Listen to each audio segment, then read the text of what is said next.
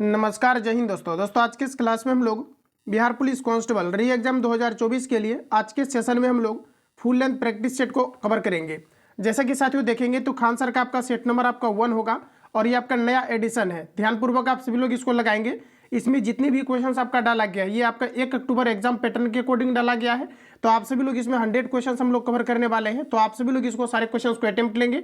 समय आपको लेकर के अटेम्प्ट लेना है और आपने कितना एक्यूरेसी जो है 100 में से मेंटेन कर पाया है ये आप सभी लोगों को बताना है। तो ये फ्रेंड्स क्लास को कंटिन्यू करते हैं और चीज़ों को समझते हैं। तो देखिए दोस्तों, आज का पहला प्रश्न हमारा है और देखिए जो भी आपका क्या है कि इसमें आपका टोटल आप देखेंगे तो लगभग आपका जो है 10 आपका सेट आपको दिया गया है, जो कि एग्जाम पॉइंट ऑफ व्यू से इंपॉर्टेंट है। क्योंकि सभी जितने भी क्वेश्चन आपका सिलेक्ट किया गया है ये आपके नए पैटर्न के अकॉर्डिंग किया गया है। तो ध्यानपूर्वक आप सभी लोग जो है सारे क्वेश्चन को लगाएंगे और देखिए आपको जो है टारगेट आपका होना चाहिए 70 प्लस आपका स्कोर का, तभी आप फाइनली जो है एग्जाम को क्वालिफाई कर पाएंगे। तो दोस्तों यहाँ पर देखेंगे तो आज का पहला प्रश्न हमारा दिया गया है, कहा जा रहा है कि जो आपका लिली है किस देश का राष्ट्रीय चिन्ह है। तो देखिए साथियों, लिली की अगर हम बात करेंगे तो लिली हमारा जो है ये आपका फ्रांस का राष्ट्रीय चिन्ह है। ध्यान रखेंगे लिली कहाँ का आपका राष्ट्रीय चिन्ह है। तो दोस्तों याद रखेंगे फ्रांस का राष्ट्रीय चिन्ह क्या है, तो आपका लिली है। ऑप्शन आपका सी करेक्ट हो जाएगा। अगला प्रश्न दिया गया है कि पक्षियों का स्वर्ग किस नेशनल पार्क को कहा जाता है। चलिए आंसर लगाएंगे इसका, पक्षियों का स्वर्ग किस नेशनल पार्क को कहा जाता है। तो दोस्तों ये आपका केवलादेव घना नेशनल पार्क को पक्षियों का स्वर्ग कहा जाता है। तो ध्यान रखेंगे घना जो आपका है क्या है, तो केवलादेव घना पक्षी अभ्यारण्य जो है इसे जो है पक्षियों का स्वर्ग कहा जाता है। ये आपके राजस्थान के अंतर्गत भरतपुर जिले के अंतर्गत आपका पड़ता है। तो ध्यान रखेंगे ऑप्शन आपका डी करेक्ट हो जाएगा। अगला प्रश्न दोस्तों नेक्स्ट दिया गया है। अगला प्रश्न में हमारा कहा जा रहा है कि विश्व रेड क्रॉस दिवस कब मनाया जाता है। बताइए राइट आंसर आपका क्या हो जाएगा। सभी क्वेश्चंस आपको ध्यानपूर्वक आपको जो है कवर करना है और देखिए जितने भी आपका क्वेश्चन अभी आपको मिलेगा ये मैक्सिमम आपका नोट्स से आपका टच करेगा। तो ध्यानपूर्वक नोट्स को भी साथ ही साथ आपको कवर करना है और जितनी भी आपका फुल लेंथ प्रैक्टिस शीट में आपको दिया गया है इसको कंप्लीटली आपको रिवीजन भी करना है। तो दोस्तों यहाँ पर देखेंगे तो कहा जा रहा है कि विश्व रेड क्रॉस दिवस किस तिथि को मनाया जाता है। तो दोस्तों याद रखना ये आपके 8 मई को प्रत्येक वर्ष विश्व रेड क्रॉस दिवस के रूप में मनाया जाता है। तो ऑप्शन आपका ए करेक्ट हो जाएगा, ध्यान रखेंगे। इसके अलावा फ्रेंड्स हम बात करेंगे जो आपका इंपोर्टेंट आपका फैक्ट है, जैसे कि आप देखेंगे तो विश्व तंबाकू निषेध दिवस कब मनाया जाता है। तो ये आपका 31 मई को मनाया जाता है। ध्यान रखेंगे विश्व तंबाकू निषेध दिवस कब मनाया जाता है, तो 31 मई को मनाया जाता है। विश्व पर्यावरण दिवस की दोस्तों हम बात कर ले तो ये आपका जो है 5 जून को मनाया जाता है। ध्यान रखेंगे 5 जून को विश्व पर्यावरण दिवस के रूप में सेलिब्रेट किया जाता है।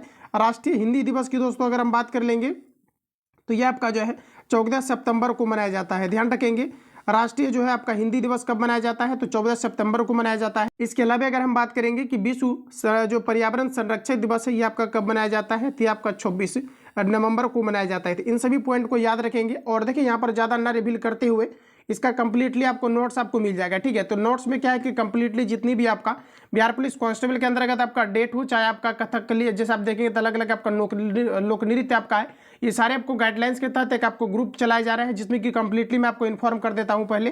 तो जैसे कि दोस्तों देख पाएंगे कि आपका कंप्लीटली आपका ग्रुप है, तो ग्रुप के बारे में आप सभी लोग समझ लीजिए। यहाँ पर क्या है कि कंप्लीटली आपको जो भी आपका फैक्ट आपका एक्स्ट्रा सही था आपका इसमें कंप्लीटली आपको नोट्स मिल जाएगा, जिसमें कि आप देखेंगे तो सबसे पहले इसको समझिए पहले ध्यान से आप सभी लोग।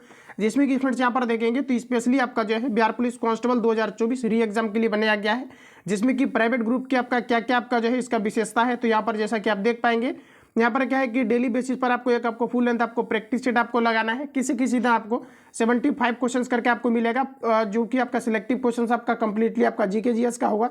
तो इसमें यहाँ पर आपका कंप्लीटली क्या है कि जीके जीएस का आपको मिलेगा, जिसमें कि आपको जो है देखेंगे तो आपका 75 क्वेश्चंस आपका जीके जीएस का वेटेज होता है। तो कंप्लीटली इसका सिलेक्टिव क्वेश्चंस मिलेगा। तो 75 आपको स्कोर में जो है 75 में से आपको 60 प्लस आपको स्कोर का आपको टारगेट दिया जाएगा, जिसको कि आप कंप्लीटली जो है ग्रुप में आप लोग लगा सकते हैं। तो इसमें क्या है कि आपको डेली बेसिस पर आपको एक आपको फुल लेंथ प्रैक्टिस सेट आपको दिया जाएगा, जो कि 100 क्वेश्चन आपका रहेगा। इसका कंप्लीटली आपको विश्लेषण भी आपको दिया जाएगा।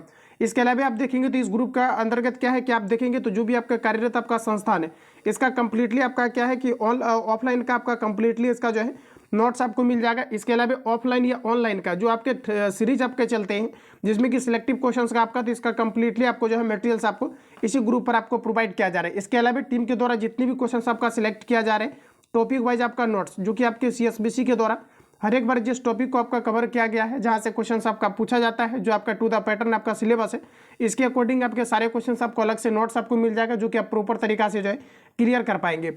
इसके अलावा यहाँ पर देखेंगे तो मैथमेटिक्स की भी अगर हम बात करेंगे, मैथमेटिक्स हो या फिर आपका हिंदी हो, इसमें क्या है कि आपका खास टॉपिक को कवर किया जाता है। अर्थमेटिक्स में भी अगर देखेंगे इसमें सभी टॉपिक को कवर नहीं किया जाता है जो आपका अर्थमेटिक का सिलेबस है। तो जो आपका टू द पैटर्न है ये सारा कुछ आपको मिलेगा। बाकी अगर बुक की बात करेंगे तो यहाँ पर देखेंगे जितना भी यहाँ पर आपको बुक दिया गया है इसका कंप्लीटली आपको PDF कंप्लीटली आपको क्या है कि सारी चीज़ आपको जो है ग्रुप पर आपको मिल जाएगा। इसका कंप्लीटली A to Z जितना आप देख पा रहेंगे ये आपका सिस्टमेटिक तरीका से आपको मिलेगा। आपको देखेंगे तो इसका लगभग आप देखेंगे तो लगभग 25% इसका मटेरियल अपलोड कर दिया गया है आपका, और जो आपका बचा हुआ है इसका सिस्टमेटिक तरीका से आपका रेगुलर बेसिस पर आपको मिलेगा। इसमें और जो भी आपका अपकमिंग आपका बुक है इसका कंप्लीटली आपको जो है मटेरियल्स आपको प्रोवाइड किया जा रहा है। इसके लिए ज्वाइन करने के लिए आपको 51 रुपये आपको पेमेंट करना है।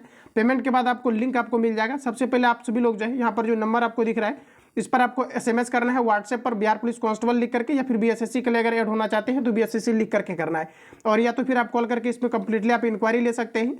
तो उसके बाद आपको जो है फाइनली आपको पेमेंट नंबर मिल जाएगा। पेमेंट करके आपको स्क्रीनशॉट भेज देना है, फाइनली आपको ज्वाइन कर दिया जाएगा, जिसमें कि आप बेहतरीन तरीका से सारे मटेरियल्स को A to Z आप सिस्टमेटिक तरीका से क्लियर कर पाएंगे विथ आपका जो है एक्स्ट्रा फैक्ट सहित। तो चलिए हम लोग क्लास को आगे कंटिन्यू करते हैं। तो अगला क्वेश्चन साथियों नेक्स्ट हमारा दिया गया है। प्रश्न में आप देखेंगे तो आपको बोला जा रहा है कि निम्नलिखित में से कौन सा अनुच्छेद अंतर्राज्यीय परिषद के गठन से संबंधित है। तो दोस्तों अगर बात करेंगे अंतर्राज्यीय परिषद के गठन से जो है कौन सा हमारा आर्टिकल संबंधित है, तो देखिए दोस्तों एक अभी क्या है कि रिसेंटली जो अभी आपका एग्जाम पैटर्न आपका फॉलो हुआ है इसमें 2 से 3 क्वेश्चन आपका आर्टिकल का आपका पूछा गया है रिसेंटली। तो आर्टिकल का कंप्लीटली उसी ग्रुप पर आपका जो है एक आपका PDF डाल दिया गया है, जिसमें कि आपका ऑल ओवर जितने भी आर्टिकल्स आपका हाईलाइटेड है इसका कंप्लीटली मटेरियल्स आपको मिल चुका है। तो वहां से जाकर के आप लोग कंप्लीटली सारी चीज़ों को क्लियर करेंगे। तो देखिए निम्नलिखित में से कौन सा अनुच्छेद अंतर्राज्यीय परिषद के गठन से संबंधित है, ये आपको ऊपर पूछा रहे। तो दोस्तों याद रखेंगे ये आपका आर्टिकल आपका जो है 2 आपका 63 जो कि अंतर्राज्यीय परिषद से आपका संबंधित है। तो ऑप्शन हमारा जो है B करेक्ट हो जाएगा, ध्यान रखेंगे। दोस्तों अगर बात करेंगे कि सरकारी आयोग की जो सिफारिश पर आपका अंतर्राज्यीय परिषद की स्थापना किया गया है, कब किया गया है, तो 19 आपका जो है 90 में किया गया है। अंतर्राज्यीय परिषद की स्थापना कब किया गया है, तो ये आपका 1990 में किया गया है, ध्यान रखेंगे। अगला प्रश्न हमारा दिया गया है ट्रांसलेट इनटू हिंदी। तो जैसा कि देखेंगे तो कहा जा रहा है कि the work is not easy to English. चलिए इसका आंसर करेंगे आप सभी लोग।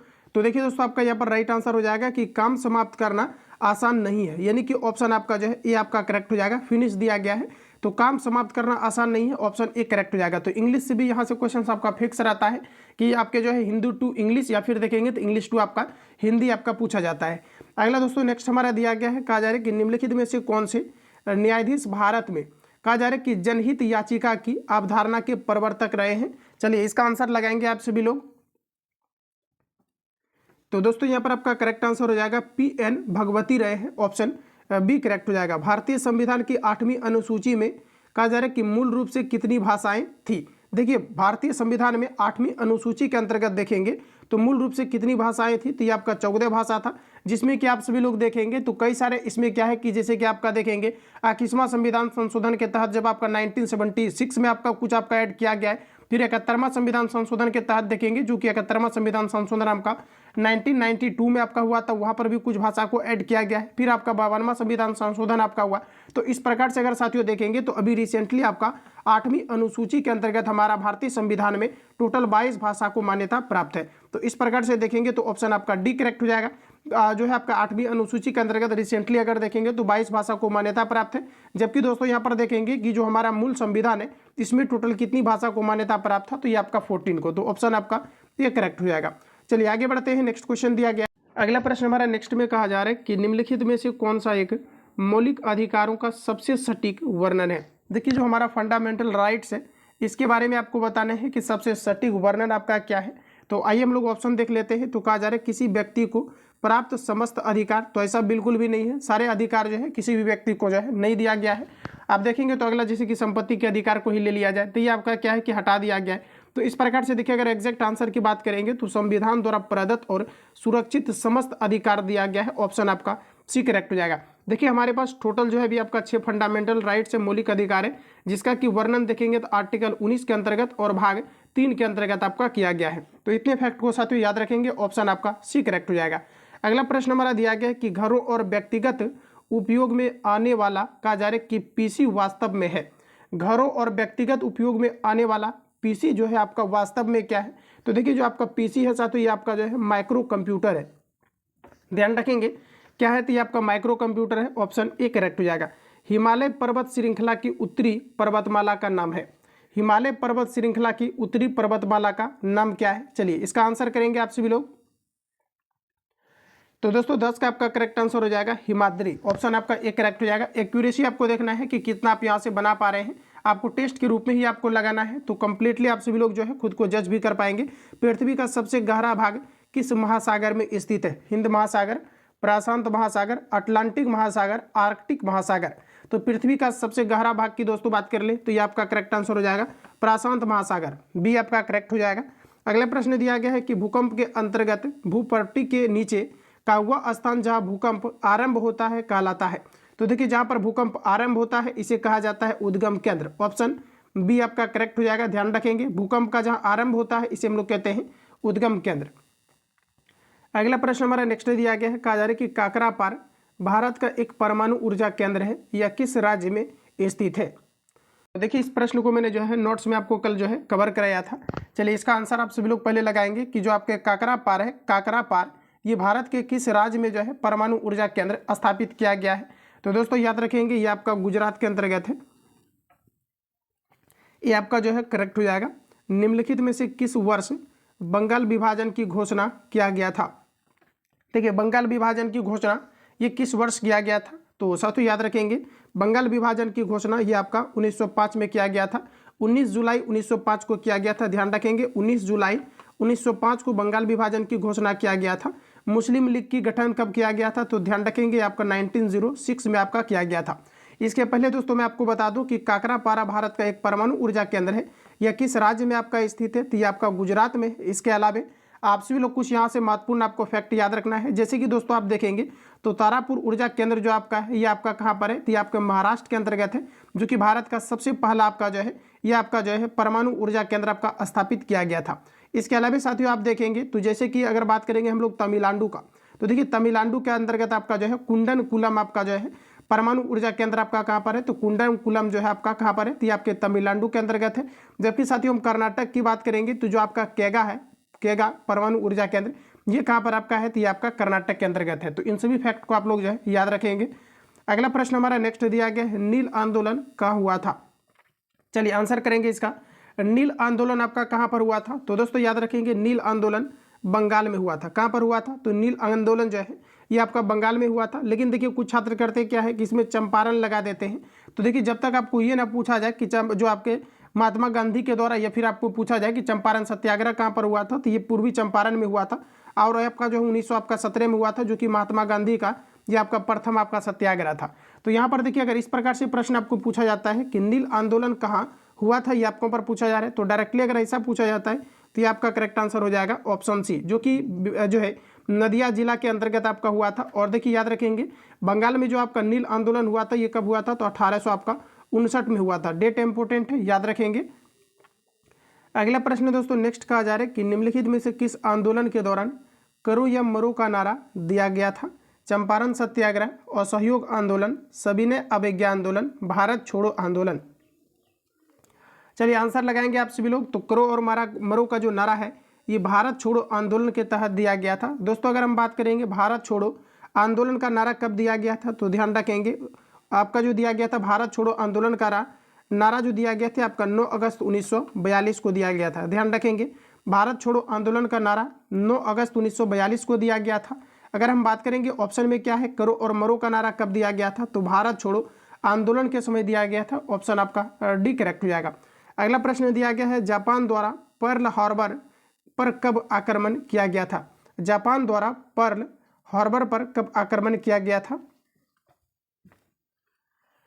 तो देखिए आपका राइट आंसर हो जाएगा 7 दिसंबर 1941 को किया गया था। ऑप्शन ए करेक्ट हो जाएगा।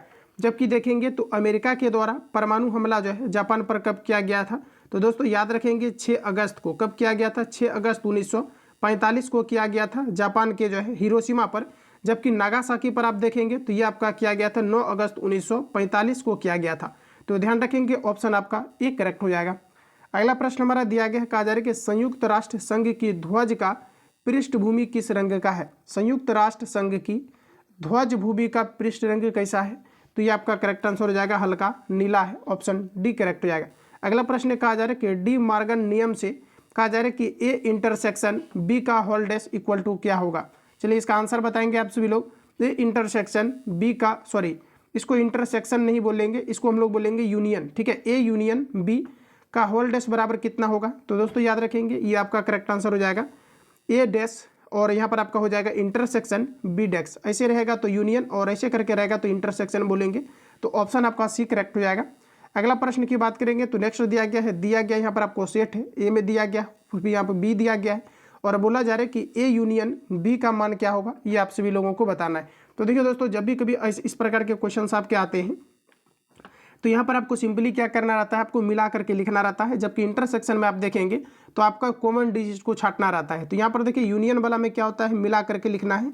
तो आपका 5 हो जाएगा, 10 हो जाएगा, 15, 20, 30 और आपका 40, इन दोनों में से आपको सिस्टमेटिक तरीका से मिला करके लिखना है। बशर्ते कंडीशन ये रहता है कि संख्या आपका रिपीट नहीं होनी चाहिए। जैसे कि आप देखेंगे तो यहाँ पर 20 दिया गया है और यहाँ पर भी 20 आपको दिया गया है, तो ये खाली आपका रिपीट नहीं होना चाहिए। और जबकि इंटरसेक्शन अगर आपको पूछा जाता है, जैसे ए इंटरसेक्शन आपका बी पूछा जाता है, तो इसमें आपका क्या होता है कि जो भी आपका कॉमन टर्म होता है ये आपके आते हैं। तो यहाँ पर आपका देखिए राइट आंसर जो हो जाएगा ऑप्शन ए आपका करेक्ट हो जाएगा। चलिए आगे बढ़ते हैं। नेक्स्ट क्वेश्चन हमारा दिया गया है, कहा जा रहा है कि संध्या और रात्रि के बीच का समय के लिए सर्वाधिक उपयुक्त एक शब्द है। चलिए आंसर इसका लगाएंगे आप सभी लोग, संध्या और रात्रि के बीच का समय के लिए सर्वाधिक उपयुक्त एक शब्द क्या होगा। तो देखिए आपका करेक्ट आंसर हो जाएगा, इसे हम लोग कहते हैं गोधूली। ऑप्शन जो है सी आपका करेक्ट हो जाएगा।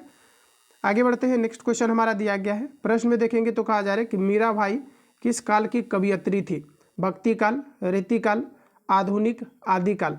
तो देखिए दोस्तों, मीराबाई जो है ये किस काल की कवयित्री थी, तो आपका करेक्ट आंसर हो जाएगा भक्ति काल का। देखिए इन सभी क्वेश्चंस को आपको 2 से 3 बार आपको रिपीट करना है, क्योंकि आपका सिलेक्टिव क्वेश्चंस दिया गया है, तो यहाँ से निश्चित रूप से आपके क्वेश्चंस देखने को मिलेगा। अगला प्रश्न हमारा दिया गया है, कहा जा रहा है कि सदाचार की ताबीज के लेखक कौन है। चलिए आंसर करेंगे, सदाचार की ताबीज के लेखक कौन है। तो देखिए आपका करेक्ट आंसर हो जाएगा हरिशंकर परसाई, ध्यान रखेंगे। अगला प्रश्न है कि मानव विकास रिपोर्ट किस संगठन द्वारा प्रकाशित की जाती है। मानव विकास रिपोर्ट किस संगठन के द्वारा प्रकाशित की जाती है, तो देखिए इसे हम लोग कहते हैं यूएनडीपी, ठीक है। मानव विकास रिपोर्ट यानी यूएनडीपी, ये जो आपके साथियों प्रकाशित किया जाता है यूएनडीपी के थ्रू किया जाता है। तो ध्यान रखेंगे, अगर आपको पूछा जाता है कि जो हमारा यूएनडीपी है इसका फुल फॉर्म क्या है, यूएनडीपी का फुल फॉर्म होता है ह्यूमन डेवलपमेंट रिपोर्ट। ध्यान रखेंगे, ह्यूमन डेवलपमेंट रिपोर्ट होता है, जिसकी स्थापना की बात करेंगे 1990 में आपका किया गया है। यूएनडीपी की स्थापना कब किया गया है, 1990 में किया गया है। यूएनडीपी किससे संबंधित है, तो मानव विकास रिपोर्ट से आपका संबंधित है, तो ये आपका करेक्ट हो जाएगा। अगला प्रश्न हमारा दिया गया है, कहा जा रहा है कि महालनोबिस समिति संबंधित है। महालनोबिस जो समिति है ये आपका किससे संबंधित है, तो ये आपका राष्ट्रीय आय से संबंधित है, बी आपका करेक्ट हो जाएगा, ध्यान रखेंगे। आगे बढ़ते हैं साथियों, कहा जा रहा है कि निम्नलिखित में से कौन सी एक भेड़ की नस्ल है। चलिए आंसर बताएंगे इसका आप सभी लोग, कौन सी जो है भेड़ की नस्ल है। देखिए भेड़ की नस्ल आप देखेंगे तो जैसे कि आपका लीही है, कच्छी आपका है, इसके अलावा देखेंगे तो आपका चोगला है, वजीरा है, हसन है, ये सभी आपका जो है भेड़ का नस्ल होता है। तो यहाँ पर आप देखेंगे तो करेक्ट आंसर आपका हो जाएगा शाहवादी, जो आपका दिया गया है ये आपका भेड़ का नस्ल होता है, तो ऑप्शन बी करेक्ट हो जाएगा। इसके अलावा देखिए गाय का नस्ल आपका कई बार पूछा गया है, तो देखिए आपका सीरी है, इसके अलावा आप देखेंगे तो बरगुर आपका है, इसके अलावा खिल्लारी है, ये सभी आपके गाय की नस्ल के अंतर्गत आता है, तो ऑप्शन आपका बी करेक्ट हो जाएगा। सेट पैटर्न पर जो क्वेश्चंस दिया गया है इसको आपको प्रिपेयर रखना है। अगला प्रश्न हमारा दिया गया है, कहा जा रहा है कि डायमाइट में मुख्य रूप से प्रयोग होता है। चलिए इसका आंसर लगाएंगे आप सभी लोग, डायमाइट में जो है मुख्य रूप से प्रयोग होता है, किसका प्रयोग होता है ये आपको बताना है। दिया गया TNT, नाइट्रोग्लिसरीन, दिया गया है पिक्रिक अम्ल, RDX। चलिए इसका आंसर देखेंगे दोस्तों तो आपका राइट आंसर हो जाएगा, ये आपका नाइट्रोग्लिसरीन का प्रयोग जो है डायनामाइट में किया जाता है। मुख्य रूप से निकलने वाली लार किसका पाचन करती है, तो देखिए साथियों मुख्य रूप से लार में जो है आपके टाइलिन नामक एंजाइम पाया जाता है, और जो कि स्टार्च को मुख्य रूप से पचाने का काम करती है। तो यहाँ पर आपका जो है बी आपका करेक्ट हो जाएगा। अगला प्रश्न हमारा नेक्स्ट में दिया गया है, कहा जा रहा है कि बरसात की बूंदों के गोलाकार होने का कारण है। बरसात की बूंदें गोलाकार क्यों होता है, तो यह आपका पृष्ठ तनाव के कारण से होता है। अगला प्रश्न है कि प्रयोगशाला उपकरणों के निर्माण में किस कांच का प्रयोग किया जाता है। तो देखिए प्रयोगशाला में कांच के निर्माण हेतु किस प्रकार के कांच का प्रयोग किया जाता है, तो इसमें आपका मुख्य रूप से देखेंगे तो आपका पायरेक्स का किया जाता है, बी करेक्ट हो जाएगा। अगला क्वेश्चन है कि निम्नलिखित में से कौन सा प्रभाव रमन प्रभाव के प्रकाशीय सादृश्य है। तो देखिए रमन प्रभाव के प्रकाशीय सादृश्य कौन सा प्रकाश है, चलिए आंसर लगाएंगे इसका, तो आपका करेक्ट आंसर हो जाएगा कॉम्पटन प्रभाव। देखिए इस प्रकार के क्वेश्चंस को आपको रिपीट कर लेना है। निम्नलिखित में से कौन सा प्रभाव रमन प्रभाव के प्रकाशिक सदृश है, तो आपका दोस्तों करेक्ट आंसर हो जाएगा कॉम्पटन प्रभाव, ऑप्शन सी करेक्ट हो जाएगा। निम्नलिखित में से कौन सा खनिज तत्व अम्ल क्षार संतुलन, जल संतुलन एवं तंत्रिकाओं की जो है कार्यकी में मदद करता है? सोडियम, जिंक, गंधक, मैग्नीशियम। तो देखिए हमारा राइट आंसर हो जाएगा सोडियम, ऑप्शन आपका एक करेक्ट हो जाएगा। सोडियम हमारे मस्तिष्क में भी पाए जाते हैं जिसे हम लोग एक्सॉन कहते हैं, तो ये आपका जो है करेक्ट हो जाएगा। अगला प्रश्न दिया गया है गैस एजेंसियों द्वारा सिलेंडरों में भरकर दी जाने वाली कुकिंग गैस है। तो देखिए कुकिंग गैस जो आपका होता है, जो कि आपका एलपीजी है यानी लिक्विड पेट्रोलियम गैस है, तो ये आपका लिक्विड यानी कि द्रव अवस्था में पाया जाता है, जिसका कि मुख्य घटक की बात करेंगे तो ब्यूटेन और आपका जो है प्रोपेन आपके पाए जाते हैं। एलपीजी का मुख्य घटक क्या है, तो ब्यूटेन और आपके प्रोपेन होते हैं। एलपीजी में जो है एक विशेष गंध हेतु जो है आपका एथिल मरकैप्टन को मिलाया जाता है, जो कि गंध युक्त हो जाते हैं, तो ऑप्शन ए करेक्ट हो जाएगा। तो यहाँ से प्रश्न आपका पूछा गया है एलपीजी गंधहीन होता है, इसे गंधयुक्त बनाने के लिए किस प्रकार के पदार्थ का प्रयोग किया जाता है या गैस का, तो एथिल मरकैप्टन का किया जाता है। तो इतने पॉइंट को यहाँ से आप लोग जो है ध्यान रखेंगे। अगला प्रश्न दिया गया है कहा जा रहा है कि the workman went and billed the कहा जा रहा है कि thing they did so since he was कहा जा रहा है कि द किंग। तो देखिए बोला जा रहा है कि द एबव कहा जा रहा है कि जो है एस्टेंजा वाज कहा जा रहा है कि टेकन फ्रॉम। तो इसके लिए देखिए आपको सिंपली यहाँ पर आपको आंसर बताना है। तो देखिए 34 का आंसर आप सभी लोग लगाएंगे, तो दोस्तों आपका करेक्ट आंसर हो जाएगा द, ऑप्शन आपका यहाँ पर जो है बी आपका करेक्ट हो जाएगा। द आपका जो है टेल ऑफ मेलोन सिटी यानी कि ऑप्शन आपका जो है डी करेक्ट हो जाएगा। चलिए आगे बढ़ते हैं। नेक्स्ट प्रश्न हमारा दिया गया है,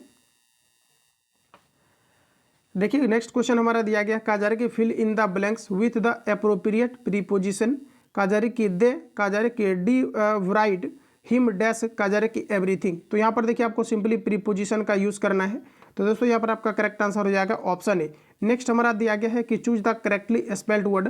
तो देखिए यहाँ पर आपको बताना है कि करेक्ट स्पेलिंग आपका जो है कौन सा दिया गया है। तो देखिए डेसिव के लिए अगर करेक्ट स्पेलिंग की बात करेंगे तो DECIVE आपका होता है, ऑप्शन ए करेक्ट हो जाएगा।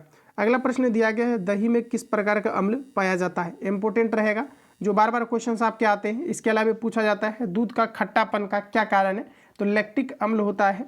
और देखेंगे तो दही में जो है किस प्रकार का अम्ल पाया जाता है, तो दोस्तों आपका हो जाएगा लैक्टिक अम्ल पाया जाता है, सी करेक्ट हो जाएगा। किसी वस्तु का प्रतिबिंब मनुष्य की आंख में कहाँ बनता है, चलिए बताएंगे आंसर क्या होगा, कॉर्निया, आइरिस, दिया गया है प्यूपिल और दिया गया आपको रेटिना। तो देखिए जो रेटिना पर आपका प्रतिबिंब बनता है ये आपका उल्टा बनता है, ध्यान रखेंगे। किसी वस्तु का प्रतिबिंब कहाँ पर बनता है, तो रेटिना पर, और रेटिना पर बना प्रतिबिंब जो होता है ये आपका उल्टा होता है।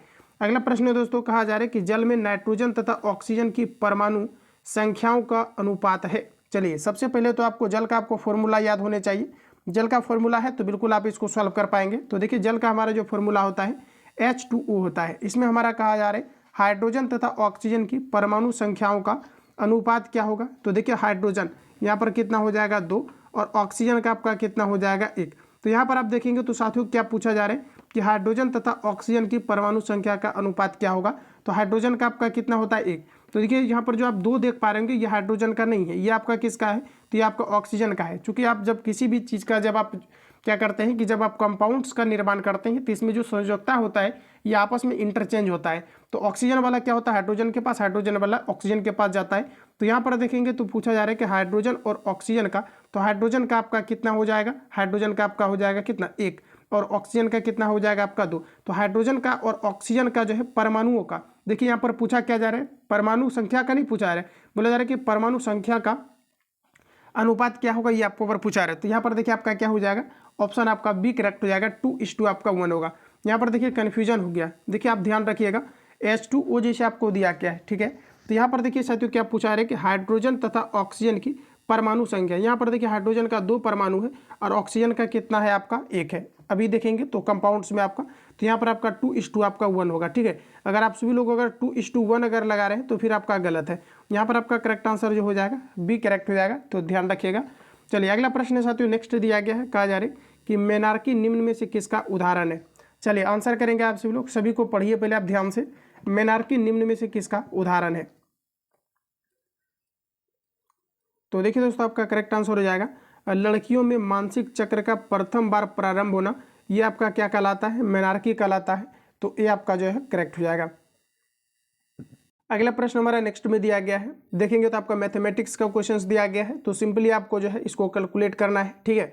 इसका देखिए कैलकुलेट कीजिएगा आप सभी लोग इसका एलसीएम लेकर के, या फिर तो आप जो है यहाँ पर ऐसा भी कर सकते हैं जैसे कि यहाँ पर आपको रूट 7 दिया गया है और यहाँ पर देखेंगे तो रूट आपका 7 दिया गया, तो इसको आप ए भी मान करके चल सकते हैं। और यहाँ पर अगर देखेंगे तो आप जो है रूट 5 दिया गया, इसको बी मान लीजिए और इसको आप सी मान लीजिए। इसको कंप्लीटली आप एलसीएम लेकर के आसानी से फिर आप सॉल्व कर सकते हैं। इसका सॉल्व करने के बाद फिर आप जो जो माने हैं इसका मान पुट कर लीजिएगा। इसका देखिए करेक्ट आंसर आपका 0 आ जाएगा। आप सभी लोग इसको जो है सॉल्व करेंगे।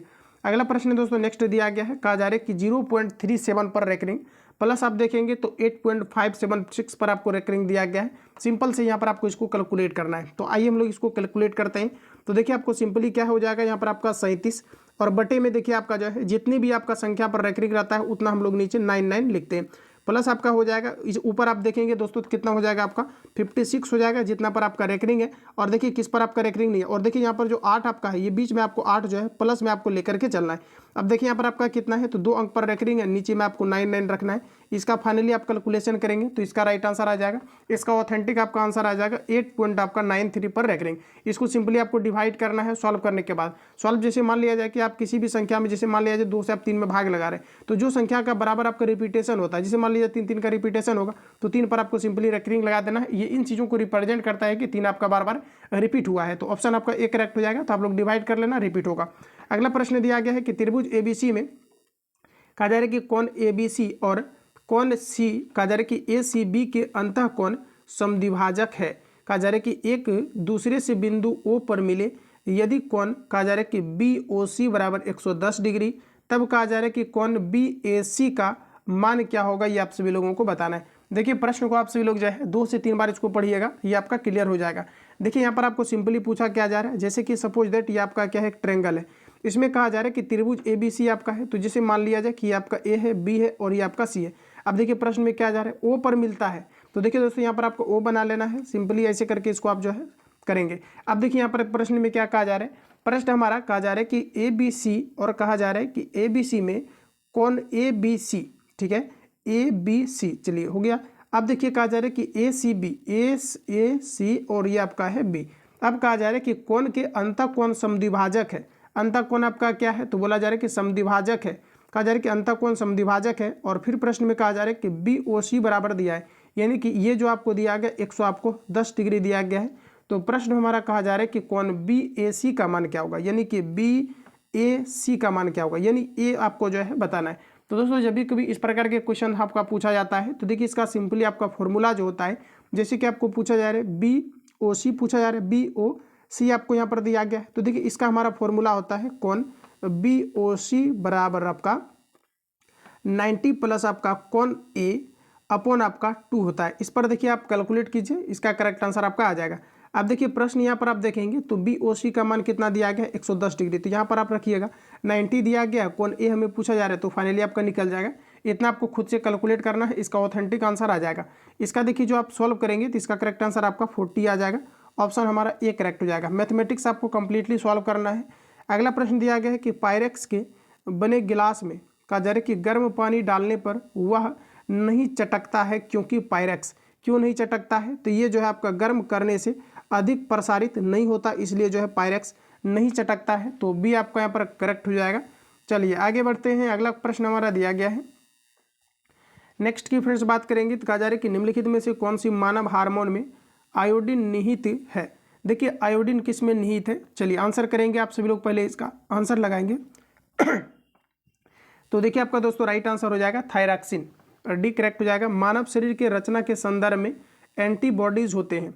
चलिए एंटीबॉडीज की बात करेंगे और बिल्कुल आपका यही लेवल रहना है, किसी भी हाल में आपको मिस नहीं करना है। इस बार आपका 3 महीने का आपको समय दिया गया है, काफ़ी अच्छा खासा गैपिंग है आपका, बेहतरीन तरीका से सारे टॉपिक को आप कवर करेंगे। मानव शरीर के जो है रचना के संदर्भ में एंटीबॉडीज होते हैं। तो देखिए दोस्तों 46 का हमारा करेक्ट आंसर हो जाएगा, ग्लाइकोलिपिड होता है। तो डी आपका जो है करेक्ट हो जाएगा। अगला प्रश्न कहा जा रहा है कि मेढक की जो है ग्रासिका के, कहा जा रहा है कि म्यूकोसा में पाया जाता है। मेढक की ग्रासिका के म्यूकोसा में पाया जाता है। तो म्यूकोसा में आपका जो है गॉबलेट कोसा पाया जाता है। ठीक है, ध्यान रखेंगे, मेढक की ग्रासिका की म्यूकोसा में पाया जाता है। तो गॉबलेट कोसा पाया जाता है, ऑप्शन आपका सी करेक्ट हो जाएगा। मेढक के अंतर्गत जो है 3 चेंबर पाया जाता है, 3 प्रकोष्ठ पाया जाता है। मेढक जो आपका है उभयचर के अंतर्गत आता है, जिसमें कि आप देखेंगे तो वैसे जीव जंतु जो जमीन के अंदर रह सकता है, पानी में रह सकता है और थल पर रह सकता है, इसे हम लोग उभयचर के अंतर्गत रखते हैं। और वे सभी जीव जो आपके उभयचर के अंतर्गत यानी एम्फीबिया के अंतर्गत आता है, रैंक करके चलता है, इन सभी में मैक्सिमम में आपका 3 प्रकोष्ठ पाया जाता है। इन पॉइंट को ध्यान रखेंगे। चलिए आगे बढ़िए साथियों, अगला प्रश्न हमारा दिया गया है। प्रश्न की बात करेंगे तो कहा जा रहा है कि दिए गए धातु के तार की विद्युत प्रतिरोधकता निर्भर करती है लंबाई पर, मोटाई पर, आकृति पर, पदार्थ की प्रकृति पर। तो जो हमारा रेसिस्टेंस होता है ये किस पर मेनली डिपेंड करता है, ये पदार्थ की प्रकृति पर करता है। जबकि आप देखेंगे तो सबसे अच्छा विद्युत का चालक क्या होता है, तो ये आपका चांदी होता है, जिसे हम लोग सिल्वर कहते हैं। तो ये पदार्थ के प्रकृति पर आपका डिपेंड करता है। तो ऑप्शन आपका डी करेक्ट हो जाएगा।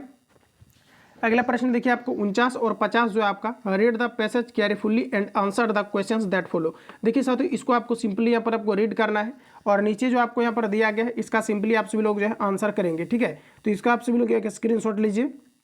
स्क्रीनशॉट लेकर के यहाँ पर आपको जो है आंसर आपको लगाना है। तो देखिए आपको 49, ठीक है, तो देखिए 49 और आपको जो है 50 का आपको आंसर लगाना है। तो आप सभी लोग इसको जो है रीड कर लेना और इसका आंसर आप सभी लोगों को सिंपली लगा लेना है। देखिए 49 का आपका राइट आंसर आपका हो जाएगा ऑप्शन बी, और अगर 50 की अगर हम बात करेंगे तो ये आपका राइट आंसर हो जाएगा ऑप्शन बी। तो इसको आप सभी लोग जो है एक बार अच्छे तरीके से कर लेंगे। चलिए आगे बढ़ते हैं। अगला प्रश्न हमारा दिया गया है। प्रश्न दोस्तों कहा जा रहा है कि भारत का पहला कार्बन न्यूट्रल गाँव किस राज्य में विकसित किया गया है। तो देखिए भारत का पहला कार्बन न्यूट्रल गांव किस जो है राज्य में विकसित किया गया है। तो रिसेंटली अभी आप देखेंगे दोस्तों तो ये आपका महाराष्ट्र के अंतर्गत डी आपका करेक्ट हो जाएगा। अगला प्रश्न दिया गया है कि भारत की अध्यक्षता में G20 देशों के कृषि मुख्य वैज्ञानिकों की बैठक का आयोजन कहाँ किया गया। तो देखिए G20 की बात करेंगे तो इसका बैठक किया गया है वाराणसी में, ऑप्शन आपका सी करेक्ट हो जाएगा। आगे बढ़ते हैं। नेक्स्ट क्वेश्चन हमारा दिया गया है। प्रश्न में आपको यहाँ पर दिया गया है कि निम्नलिखित विकल्पों में से कहा जा रहा है कि किसका मेल सही नहीं है। तो चलिए इसका आंसर लगाएंगे आप सभी लोग पहले। तो देखिए यहाँ पर जैसे कि आप देखेंगे तो मध्य प्रदेश दिया गया है। कहा जा रहा है कि मध्य प्रदेश कहा जा रहा है कि बहुसली पेंटिंग से संबंधित है। तो देखिए दोस्तों अगर देखेंगे तो आपको जो दिया गया है बहुसली पेंटिंग, इससे संबंधित जम्मू कश्मीर है, ना कि आपका मध्य प्रदेश। तो यही आपका सुमेलित नहीं दिया गया है, तो ये आपका यहाँ पर जो है करेक्ट आंसर हो जाएगा। बाकी बिहार देखेंगे तो ये आपका मरचा चावल से संबंधित आपका है, जिसे कि जीआई टैग भी मिला है। आप देखेंगे तो हिमाचल प्रदेश की बात करेंगे तो आपका जो है कांगड़ा चाय के लिए जीआई टैग नहीं दिया गया है, और छत्तीसगढ़ को आप देखेंगे तो नगरी जो है दुबराज चावल के लिए जीआई टैग दिया गया है। लेकिन दोस्तों अगर हम बात करेंगे कि जो आपका बहुसली पेंटिंग है ये आपका जम्मू कश्मीर आपका संबंधित है, जिन्हें कि जीआई टैग मिला हुआ है। तो ऑप्शन आपका ए करेक्ट हो जाएगा, जो कि गलत दिया गया है। अगला प्रश्न हमारा दिया गया कि हाल ही में हुए विधानसभा चुनाव में किस राज्य में कांग्रेस पार्टी की सरकार बनी है। तो देखिए कांग्रेस पार्टी की जो सरकार अभी बनी है कांग्रेस का, ये आपका रिसेंटली कर्नाटक में बनी है, बी करेक्ट हो जाएगा। एक कार फैक्ट्री में प्रयुक्त विद्युत अपघटय होता है। एक कार फैक्ट्री में प्रयुक्त कहा जा रहा है कि विद्युत अपघटय के रूप में किसका प्रयोग किया जाता है। तो दोस्तों इसमें आपका H2SO4 का प्रयोग किया जाता है, जिसे हम लोग कहते हैं सल्फ्यूरिक एसिड। तो बी आपका यहाँ पर जो है करेक्ट हो जाएगा। अगला प्रश्न हमारा दिया गया है कि जटिल जो है परमाणु नाभिक को सरलतम नाभिकों में तोड़ना कहलाता है। जटिल परमाणु नाभिक को सरलतम नाभिकों में तोड़ने की क्रिया को क्या कहा जाता है। इसे कहते हैं विखंडन। ऑप्शन आपका सी करेक्ट हो जाएगा। निम्नलिखित में से किस स्थिति में लिफ्ट में बैठा व्यक्ति लिफ्ट के छत से टकरा जाएगा। तो जब क्या होगा, लिफ्ट आपका त्वरित गति के साथ या रस्सी टूट करके नीचे की ओर अचानक गिरने लगेगा, तो वैसे केस में क्या होगा कि व्यक्ति छत से टकरा जाएगा। तो यानी ये कहने का मतलब है कि जो त्वरण है आपका ये आपका मैक्सिमम हो जाएगा, मतलब अधिकतम हो जाएगा, और इसलिए हमारा करेक्ट आंसर हो जाएगा कि त्वरण अधिक हो जाएगा। ए से आपका एक्सेलरेशन है, त्वरण आपका अधिक हो जाएगा ग्रेविटेशनल जो आपके फोर्स है जी, इसके रिस्पेक्ट में। तो यहाँ पर आपका ऑप्शन सी आपका जो है करेक्ट हो जाएगा। चलिए अगला प्रश्न है दोस्तों, कहा जा रहा है कि निम्नलिखित में से कहा जा रहा है कि निम्नलिखित रंगों में तरंगदैर्घ्य बढ़ता हुआ क्रम क्या है। तो देखिए आपको सिंपली याद रखना है कि VIB विब, ठीक है, विब GYOR, इसको आपको याद रखना है। फिर आप ये कर सकते हो कि जो आपका होता है बे जी नी हा पी आ नाला, इसको भी आप याद रख सकते हो। तो यहाँ से आपका क्या हो कि डायरेक्टली आपका क्लियर हो जाएगा।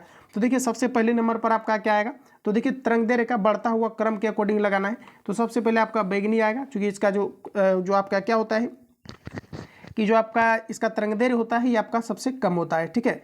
तो सबसे पहले आपका क्या आ जाएगा, बैगनी। तो 4 नंबर आप देखेंगे तो सीधा ऑप्शन बी में दिख रहा है, तो डायरेक्टली आप आंसर लगा दो, इसमें ज़्यादा आपको चेक नहीं करना है।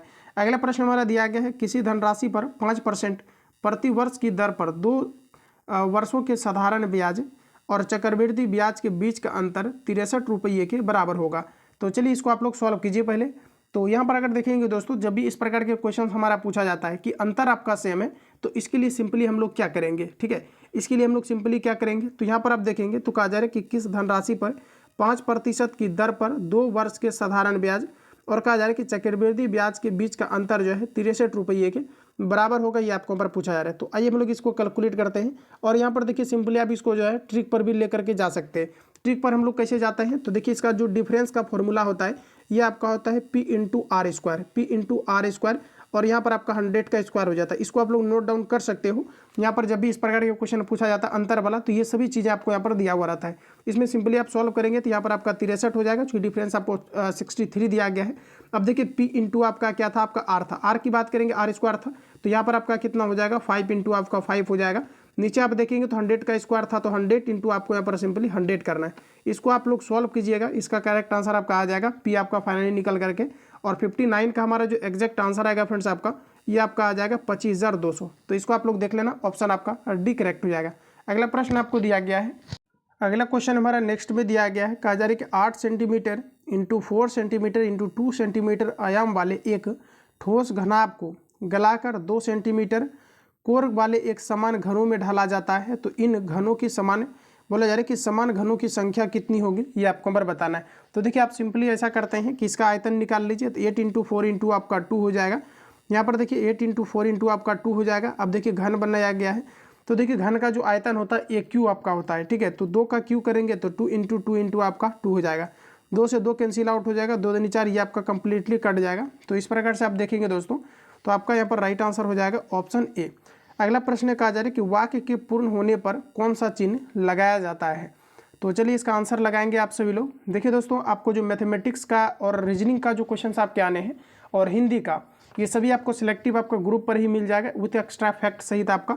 तो आप सभी लोग इस नंबर पर SMS या आपका जो है कॉल करके आप इंक्वायरी लेकर के कंप्लीटली आप सभी लोग ज्वाइन करेंगे। इसके लिए 41 आपको पेमेंट करना है, ये ज़्यादा बड़ा राशि नहीं है, क्योंकि आप देखेंगे तो कंप्लीटली क्या है कि इसके अंतर्गत जितने भी आपका क्वेश्चन पेपर है, क्योंकि आपको मटेरियल्स क्या है कि हर एक जगह मार्केट में आपको नहीं मिल पाएगा। जितने भी आपका अलग अलग देखेंगे, तो चाहे पटना में हो या फिर अलग अलग संस्थान में, कंप्लीटली आप जो है नहीं मिल पाता है और आपको ऑफिस से ही लेना पड़ता है। तो वैसे केस में क्या है कि और जो ग्रुप आपका चल रहा है इसमें कंप्लीटली आपका टॉपिक वाइज आपके सारे चीज़ों को क्लियर किया जा रहा है, जो बेहतरीन तरीका से, प्लस आपको मैथमेटिक्स ऑल चीज़ आपको मिल जाता है गाइडलाइंस के तहत, जिसमें कि आप प्रॉपर तरीका से सारी चीज़ों को आप क्लियर कर पाएंगे। तो आप सभी लोग इसके लिए ऐड होकर के बेहतरीन तरीका से, क्योंकि आप देखेंगे तो फिर आपका 21,000 इतनी बड़ी संख्या में वैकेंसी आपको नहीं देखने को मिलेगा, ये आपका चीज़ें हैं। तो इस बार आप सभी लोग अच्छे तरीके से लगेंगे। तो दोस्तों यहाँ पर आप देखेंगे तो कहा जा रहा है कि वाक्य के पूर्ण होने पर कौन सा चिन्ह लगाया जाता है। तो वाक्य के पूर्ण होने पर कौन सा चिन्ह लगाया जाता है, तो 61 का हमारा एग्जैक्ट आंसर क्या हो जाएगा, दिया गया यहाँ पर आपका प्रश्नवाचक, तो ये आपका गलत हो जाएगा। दिया गया अल्प विराम दिया गया है, तो क्या अल्प विराम हो सकता है क्या, तो दोस्तों यहाँ पर देखेंगे तो अल्प विराम भी आपका नहीं हो सकता है, पूर्ण विराम आपका हो सकता है, क्योंकि वाक्य जब पूरा खत्म होता है तो पूर्ण विराम का हम लोग यूज करेंगे। अगला प्रश्न हमारा नेक्स्ट दिया गया है, कहा जा रहा है कि अत्यंत में कौन सा उपसर्ग है। चलिए इसका आंसर बताएंगे आप सभी लोग, अत्यंत में कौन सा उपसर्ग है। 2-3 बार इसको रीड करेंगे, ये आपका हो जाएगा अति उपसर्ग, ऑप्शन आपका बी करेक्ट हो जाएगा। अगला प्रश्न हमारा नेक्स्ट में दिया गया है दोस्तों, यहाँ पर देखेंगे तो प्रश्न में आपको कहा जा रहा है, प्रश्न क्या है, कहा जा रहा है कि अद्भुत शब्द का समानार्थी नहीं है। देखिए अद्भुत शब्द का समानार्थी क्या नहीं है, अद्भुत मतलब एक तरह से आप देखेंगे तो क्या होता है कि जैसे कोई अचानक कोई अगर काम हो जाता है जो यूनिक काम है, इसे हम लोग अद्भुत कहते हैं। तो यहाँ पर अद्भुत का कौन सा समानार्थी नहीं हो सकता है, तो यहाँ पर आप देखेंगे तो अद्वितीय हो सकता है, आश्चर्यजनक हो सकता है, अपूर्ण हो सकता है, भयानक नहीं हो सकता है। तो यहाँ पर आप देखेंगे तो ऑप्शन आपका जो है डी आपका करेक्ट हो जाएगा, ऑप्शन ठीक। अगला प्रश्न है कि 1 पिकोग्राम बराबर होता है, 1 पिकोग्राम किसके बराबर होता है। आंसर लगाएंगे दोस्तों, 1 पिको बराबर कितना होता है, तो 10⁻12 ग्राम आपका होता है, जबकि 1 माइक्रोन बराबर देखेंगे तो ये आपका 10⁻6 मीटर के इक्वल होता है। चलिए आगे बढ़ते हैं। नेक्स्ट क्वेश्चन हमारा दिया गया है, कहा जा रहा है कि प्रकृति में सबसे अधिक मात्रा में पाए जाने वाला कार्बनिक यौगिक है। प्रकृति में सबसे अधिकतम मात्रा में पाए जाने वाला कार्बनिक यौगिक क्या है, तो ये आपका राइट आंसर हो जाएगा सेलुलोज। दोस्तों प्रयोगशाला में बनाए गए पहला जो कार्बनिक यौगिक था ये आपका यूरिया था। यूरिया का फॉर्मूला याद रखना है CH2CO और आपका NH आपका 2 होता है, NH2CO NH2 आपका यूरिया का फॉर्मूला होता है। इसे प्रयोगशाला में सर्वप्रथम जो है बनाया गया था। अगला है कि निम्नलिखित में से किसकी व्याख्या के लिए क्वांटम सिद्धांत की आवश्यकता पड़ती है। दोस्तों क्वांटम सिद्धांत की आवश्यकता प्रकाश विद्युत प्रभाव के लिए पड़ता है, तो डी आपका यहाँ पर जो है राइट हो जाएगा। अगला प्रश्न में हमारा दिया गया है कि निम्नलिखित तत्वों को उसके धात्विक गुणों के घटते क्रम में व्यवस्थित कीजिए। धात्विक गुणों के घटते हुए क्रम में व्यवस्थित करना है, तो देखिए सबसे पहले हमारा आ जाएगा सोडियम। देखिए सोडियम आपका 2 गुण में दिया गया है, तो ये आपका गलत हो जाएगा।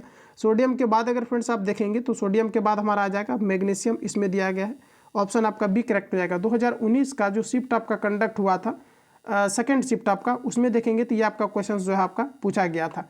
अगला प्रश्न हमारा नेक्स्ट में दिया गया है, कहा जा रहा है कि make the negative of the given sentence and choose the best options.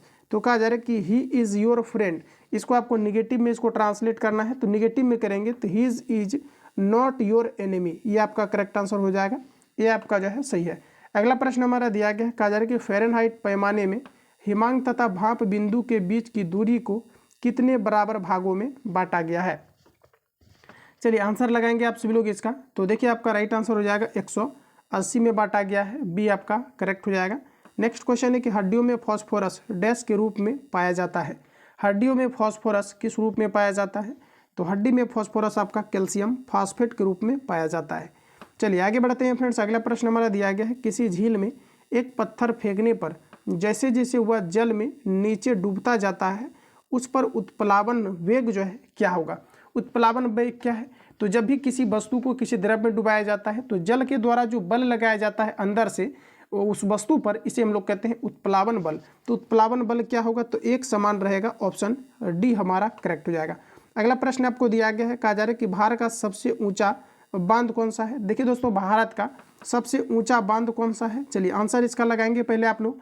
Bharat का सबसे ऊंचा बांध कौन है, हीराकुंड बांध, टिहरी बांध, सरदार सरोवर बांध, भाखड़ा नंगल बांध।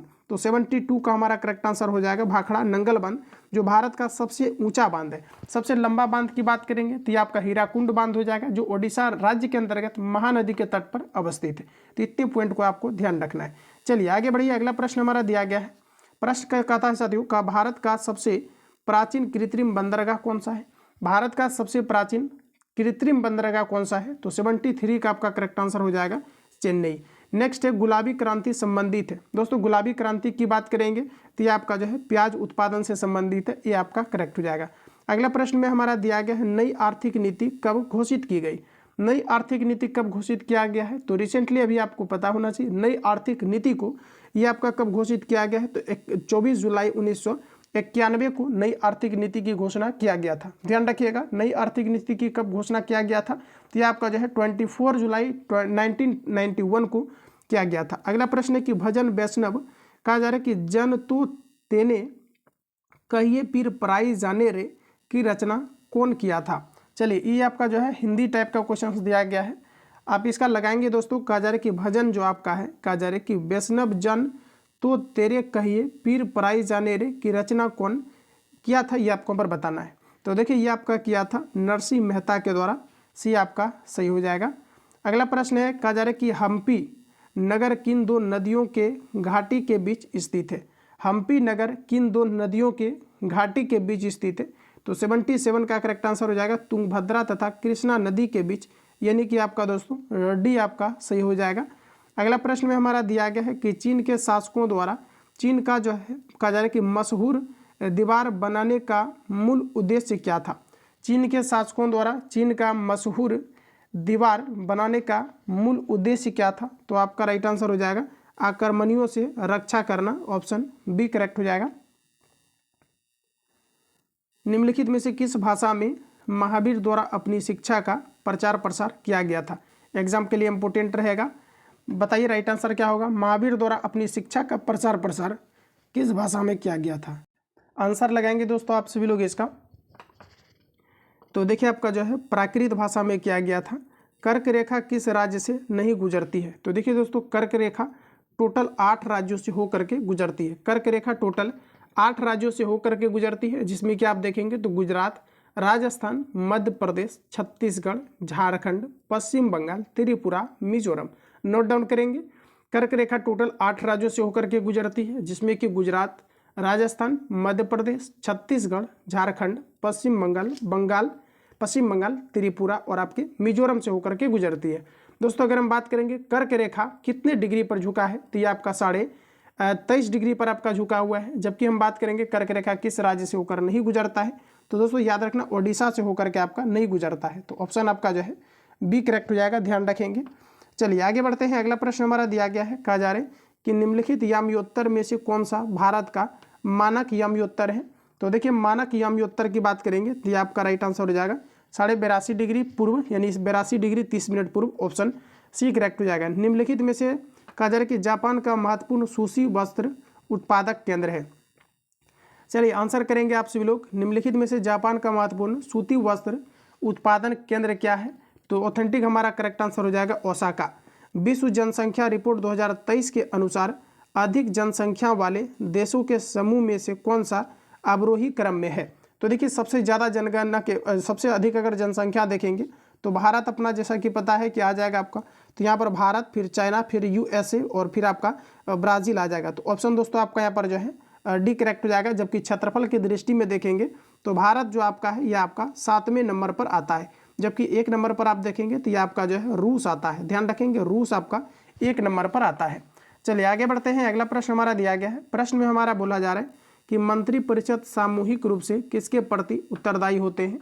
तो दोस्तों मंत्रिपरिषद सामूहिक रूप से किसके प्रति उत्तरदायी होता है, तो ये लोकसभा के प्रति उत्तरदायी होता है, ध्यान रखेंगे। चलिए आगे बढ़िए। कहा जा रहा है कि बिहार विधान परिषद में सदस्यों की संख्या कितनी है।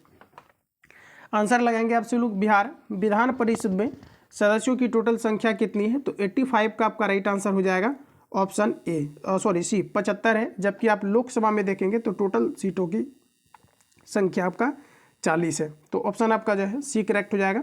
अगला प्रश्न में दिया गया, निम्नलिखित में से किस राज्य में लोकसभा सीटों की संख्या सर्वाधिक है। देखिए दोस्तों लोकसभा सीटों की संख्या सबसे अधिक कहाँ का है, तो देखिए प्रश्न के अकॉर्डिंग अगर आप देखेंगे तो आपका करेक्ट आंसर हो जाएगा मध्य प्रदेश। मध्य प्रदेश में जो है लोकसभा सीटों की संख्या जो है आपका अधिकतम है। तो ऑप्शन आपका जो है डी आपका करेक्ट हो जाएगा, ध्यान रहेगा मध्य प्रदेश के अंतर्गत। क्योंकि मध्य प्रदेश के अंतर्गत लोकसभा की टोटल संख्या कितनी है, तो आपका 29 है। जबकि दोस्तों हम बात करेंगे कि जैसे यहाँ पर आपको दिया गया आंध्र प्रदेश, तो आंध्र प्रदेश के अंतर्गत आपका 25 है। वही गुजरात की अगर हम बात करेंगे तो गुजरात में आप देखेंगे तो टोटल कितने अभी आपका सीट है, तो गुजरात के अंतर्गत आपको ध्यान रखना है लगभग अगर देखेंगे तो गुजरात के अंतर्गत 26 सीटें हैं, ठीक है, ध्यान रखेंगे गुजरात के अंतर्गत 26 सीटें हैं, हालांकि 29 से आपका कम है, ध्यान रखेंगे। कर्नाटक की दोस्तों बात कर लेते हैं, ठीक है, तो कर्नाटक में भी आप रिसेंटली देखेंगे तो टोटल आपका 28 सीटें हैं। तो इस प्रकार से आपका ऑप्शन डी करेक्ट हो जाएगा। अगला प्रश्न हमारा नेक्स्ट दिया गया है, कहा जा रहा है कि राष्ट्रीय मानवाधिकार कहा जा रहा है कि मानव अधिकार आयोग के अध्यक्ष का कार्यकाल कितने वर्ष का होता है। चलिए आंसर इसका लगाएंगे आप सभी लोग। दोस्तों याद रखेंगे ये आपका जो है 3 वर्ष का होता है, याद रहेगा आप सभी लोगों को। कब जो है आपका राष्ट्रीय मानव अधिकार आयोग के अध्यक्ष का कार्यकाल कितने वर्ष का होता है, तो 3 वर्ष का होता है। नेक्स्ट क्वेश्चन है, कहा जा रहा है कि टू गिव कहा जा रहा है कि वेंट टू मीन्स, इसके लिए आंसर लगाएंगे तो आपका करेक्ट आंसर हो जाएगा टू एक्सप्रेस, ऑप्शन ए हमारा सही हो जाएगा। अगला क्वेश्चन है, अगला प्रश्न में हमारा दिया गया है, कहा जा रहा है कि द लैटिन वर्ड कहा जा रहा है कि प्रीमा कहा जा रहा है कि फैसी मीन्स। देखिए जो आपका प्रीमा फैसी दिया गया है इसका मतलब क्या है, तो इसका मतलब आपका ए फर्स्ट साइट, ऑप्शन आपका जो है ए करेक्ट हो जाएगा। अगला प्रश्न यहाँ पर देखेंगे तो आपको बताना है कि जो आपको दिया गया है एपरेंट आपको दिया गया है, इसके लिए आपको बताना है एपरेंट का मतलब आपका क्या है, यानी ये आपका क्या है, तो आपका वर्ब है या फिर नाउन है, एडवर्ब है या फिर आपका क्या है। तो देखिए दोस्तों ये आपका क्या है, तो ये आपका एडजेक्टिव है, ऑप्शन आपका डी करेक्ट हो जाएगा। अगला प्रश्न हमारा दिया गया, कहा जा रहा है कि एलोरा की गुफाएं कहाँ स्थित है। देखिए एलोरा की अगर हम लोग बात करेंगे तो एलोरा की गुफाएं आपका, देखिए प्रश्न हमारा कहा जा रहा है एलोरा की गुफाएं कहाँ है, तो ये महाराष्ट्र के औरंगाबाद में है, तो भी आपका करेक्ट हो जाएगा। एलोरा की जो गुफा है दोस्तों ये राष्ट्रकूट के द्वारा बनवाया गया था, ध्यान रखेंगे, जिसमें कि अजंता की पूछा जाता है, अजंता की गुफाएं कहाँ पर है, तो ये भी आपका महाराष्ट्र के अंतर्गत है, तो भी आपका करेक्ट हो जाएगा। अच्छा किसने बनवाया था, तो ये राष्ट्रकूट के द्वारा बनाया गया था। थल सेना के उत्तरी कमांड का मुख्यालय कहाँ है, थल सेना के उत्तरी कमांड का मुख्यालय कहाँ है, तो आपका करेक्ट आंसर हो जाएगा उधमपुर में, ऑप्शन आपका सी करेक्ट हो जाएगा। अगला प्रश्न हमारा नेक्स्ट में दिया गया है, प्रश्न में दोस्तों कहा जा रहा है कि सूक्ष्म शब्द का विलोम शब्द है। चलिए सूक्ष्म शब्द का विलोम शब्द क्या है, तो ये आपका करेक्ट आंसर हो जाएगा स्थूल। जो एक साथ पर टिक कर नहीं रहता, वाक्यांश के लिए एक शब्द क्या होगा। चलिए आंसर बताएंगे। जो एक स्थान पर, देखिए प्रश्न को मैंने गलत पढ़ दिया, प्रश्न हमारा कहा जा रहा है कि जो एक स्थान पर टिक कर नहीं रहता उस वाक्यांश के लिए एक शब्द क्या होगा। तो जो व्यक्ति एक स्थान पर टिक करके नहीं रहता इसे हम लोग कहते हैं यायावर। ऑप्शन आपका सी करेक्ट हो जाएगा। नेक्स्ट क्वेश्चन है कि निम्न में से अशुद्ध शब्द का चयन कीजिए। देखिए दोस्तों, अशुद्ध यहाँ पर आपको क्या दिया गया है। अशुद्ध आप यहाँ पर देखेंगे, गौर करेंगे तो ये आपको जो नारायण दिया गया है ये आपका अशुद्ध आपको दिया गया है, तो डी आपका यहाँ पर करेक्ट हो जाएगा। नारायण जो आपको दिया गया है ये आपका क्या है, तो ये आपका अशुद्ध है, ध्यान रखेंगे। चलिए आगे बढ़ते हैं। अगला प्रश्न देखेंगे तो आपके सामने दिया गया है, चलिए बताएंगे राइट आंसर। और नारायण में यहाँ पर आप लोग क्लियर कर लीजिए कि जो आपका नो है इसमें आपका आकार होगा, ठीक है। नो में आकार, रो में आकार, यो आपका नो होता है नारायण, ठीक है। तो ऑप्शन आपका दोस्तों डी करेक्ट हो जाएगा। अगला प्रश्न हमारा नेक्स्ट दिया गया है, कहा जा रहा है कि मैं इतना मीठा चाय नहीं पी सकता, इस वाक्य में दोष है। मैं इतना मीठा चाय नहीं पी सकता, इस वाक्य में दोष क्या है ये आपको हम पर बताना है। चलिए इसका आंसर बताएंगे आप सभी लोग, करेक्ट आंसर क्या हो जाएगा।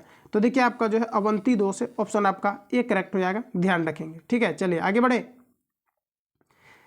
हैं। देखिए अवंती मतलब होता है क्या, जैसे कि मतलब प्रयुक्त जो आपके ये मतलब सेंटेंस होता है, इसमें क्या होता है कि लिंग जैसे है, वचन आपका है, पुरुष आपका है, कारक है, तो इसमें अगर आपका क्या होता है कि परिवर्तन हो जाए, मतलब एक तरह से एरर हो जाए, तो इसको हम लोग कहते हैं अवंती। तो यहाँ पर आपका जो राइट आंसर हो जाएगा ऑप्शन आपका जो है ए करेक्ट हो जाएगा। चलिए आगे बढ़ते हैं दोस्तों। अगला प्रश्न हमारा दिया गया है, कहा जा रहा है कि दो खिलौने प्रति कहा जा रहा है कि 504 रुपये में बेचे जाते हैं।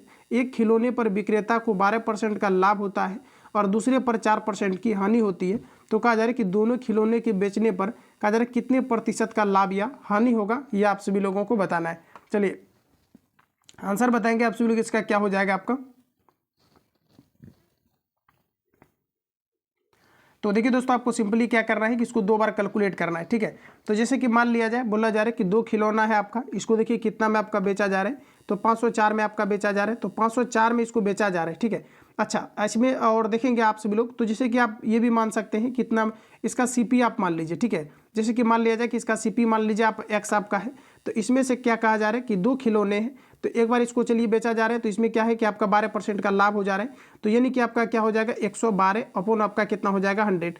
और देखिए इक्वल में आपको कितना में बेचा जा रहा है इसको, तो कहा जा रहा है कि 504 में बेचने पर कहा जा रहा है कि जो है 12% का आपका क्या हो जा रहा है, लाभ हो जा रहा है। तो यानी कि आपका कितना हो जाएगा, तो 504 हो जाएगा। इसको कैलकुलेट करके आपको सीपी निकाल लेना है इसका।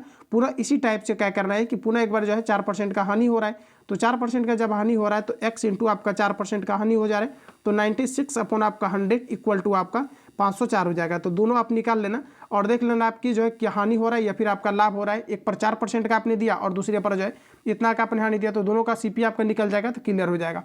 तो यहाँ पर देखिए आपका 97 का आपका जो करेक्ट आंसर निकल करके आएगा सॉल्व करने के बाद। इसका आपका जो है 3 पूर्णांक आपका जो है 3.5 बटे आपका जो है 13 आ जाएगा। ऑप्शन आपका ए करेक्ट हो जाएगा, सॉल्व करेंगे। अगला प्रश्न है दोस्तों नेक्स्ट दिया गया है, यदि किसी वृत्त के त्रिज्या में 10% की वृद्धि होती है तो उसके क्षेत्रफल में कितने % का वृद्धि होगा।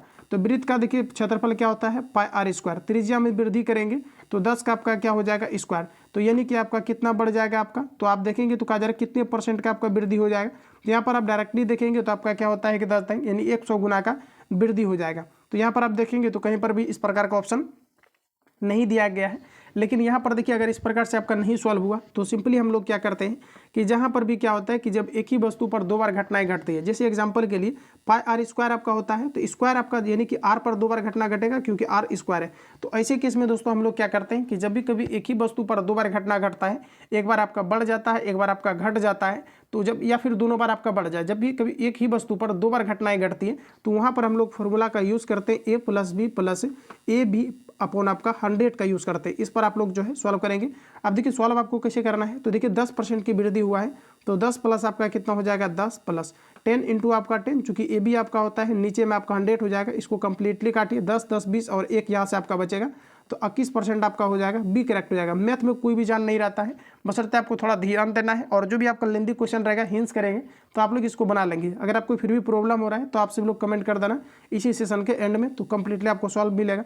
अगला क्वेश्चन दिया गया, एक क्रिकेट खिलाड़ी का कहा जा रहा है कि 15 मैचों में कहा जा रहा है कि रनों का औसत आपको दिया गया है 35 है।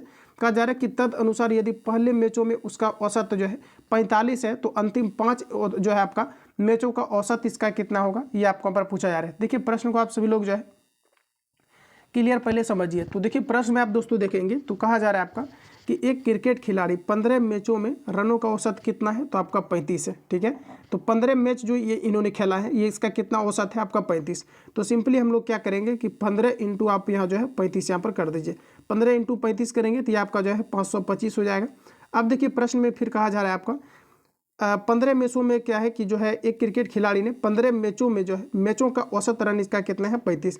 तदनुसार यदि कहा जा रहा है कि पहले 10 मैचों का औसत कितना है 45, 10 मैच का औसत कितना है तो 45, तो 10 गुना आप कितना करेंगे 45 करेंगे तो ये आपका कितना हो जाएगा 450।